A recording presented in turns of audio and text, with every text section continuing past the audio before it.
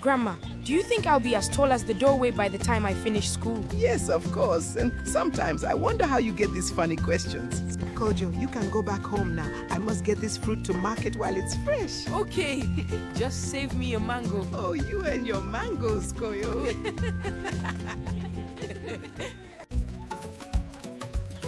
Service.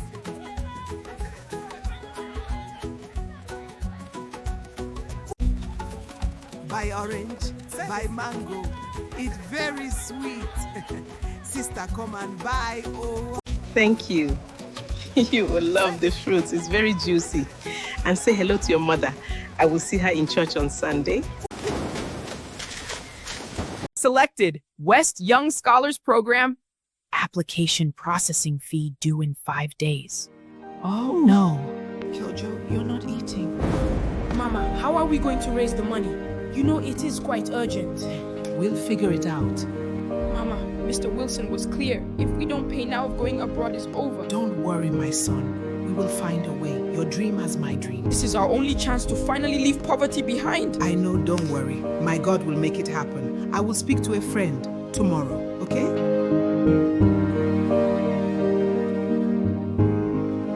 Okay, so everything you just watched, I made all of that using VidU.com. And I'm going to show you exactly how I did it, step by step. VidU is honestly one of the most underrated AI video tools right now. You can go from a single image to fully animated, character-consistent scenes without jumping between 5 different apps. It handles image to video, text to video, and it keeps your character looking the same across every single scene.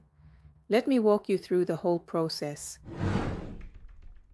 First things first. You need a story. I went to ChatGPT and asked it to write me a short filmed 10 to 15 minutes in a 2D pixel art or 3D cartoon style about a gifted boy living in a rural community secures a once-in-a-lifetime opportunity to study abroad, but a sudden financial crisis threatens to shatter the dream. I took it a step further and guided it on how the story should be structured, and that was basically it. At that point, we had a solid character setup, just 2 main characters and a full scene-by-scene breakdown. It also included visual descriptions, which helped paint a clear picture of each scene's background, along with dialogue and all the details needed to create something cinematic. But then I realized the scene descriptions could be broken down even further. I explained what I meant, and ChatGPT picked it up immediately. From there, it generated detailed image prompts for each scene, and you'll see why that matters in a second. Each scene had a clear sequential flow, showing exactly how it would play out from start to finish.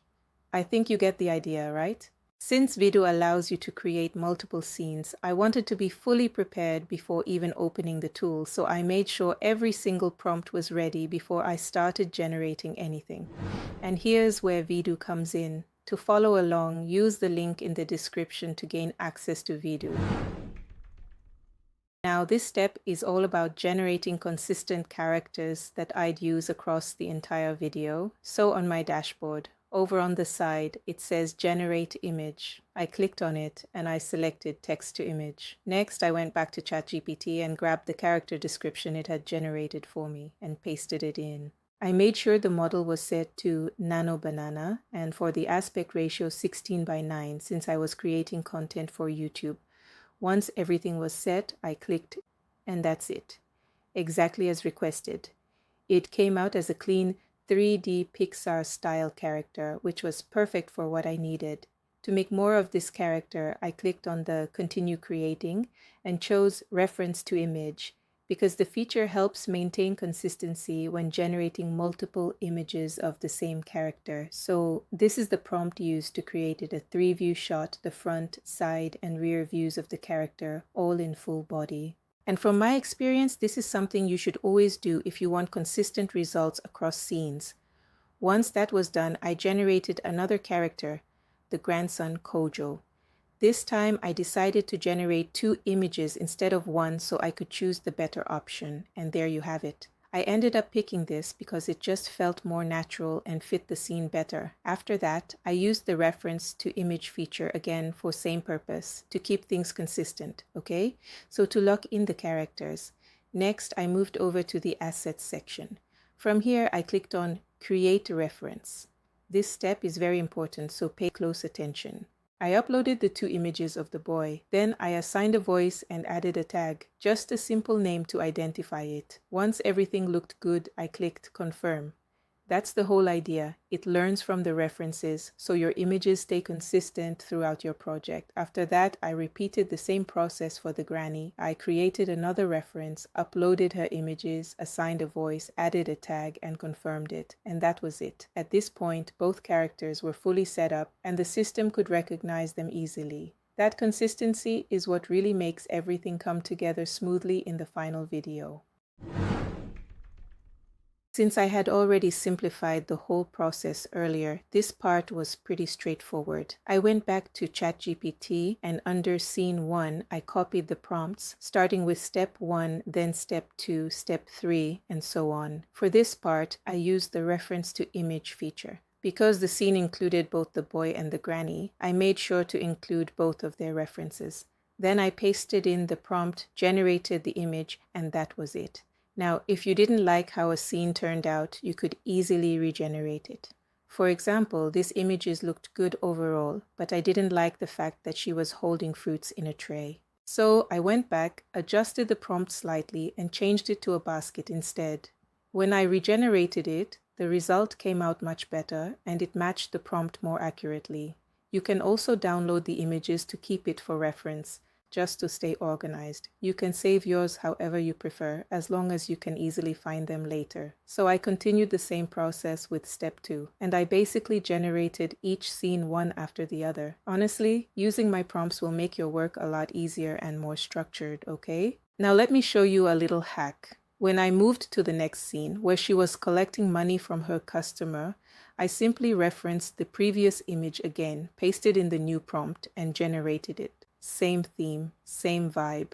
Easy peasy, right?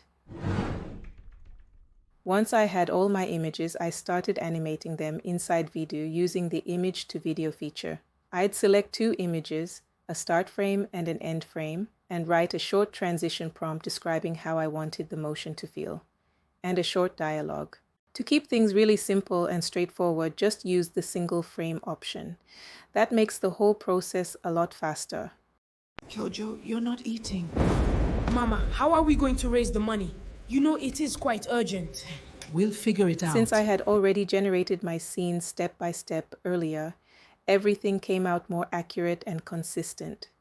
Breaking the scenes into smaller steps really made a difference. It kept everything clear and easy to follow, okay?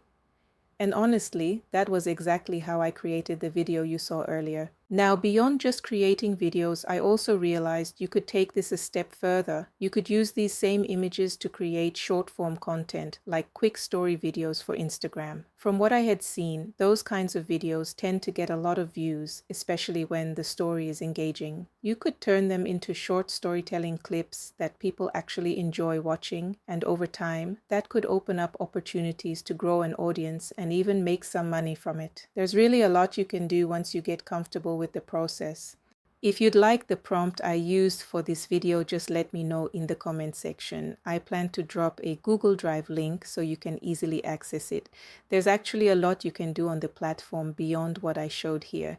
It comes with several other tools that are worth exploring when you have the time. I really hoped you found this helpful. If you did, you could give the video a thumbs up and let me know if you're planning to create something with this method. I'll see you in the next video. Bye.